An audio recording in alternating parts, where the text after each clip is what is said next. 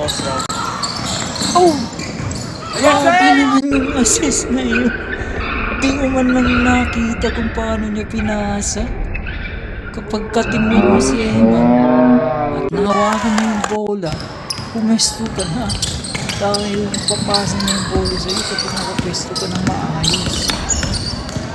Grabe na energy niya. Ayun, nakatalong-talong to. Yun o, kahit na yung camera ko, hindi makahabol sa kanya sa sobrang bilis niya eh. Grabe talaga. Ang dami yung energy ngayong gabi.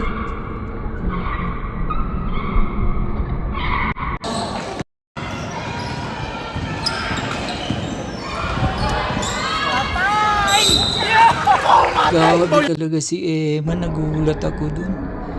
Akala ko sineset up niya pa lang yung play nila. Bigla na lang siya nagpakawalan ng tres. Grabe ang init ng kamay niya talaga. Grabe ang energy niya. Nakakahawa sa mga katimate niya.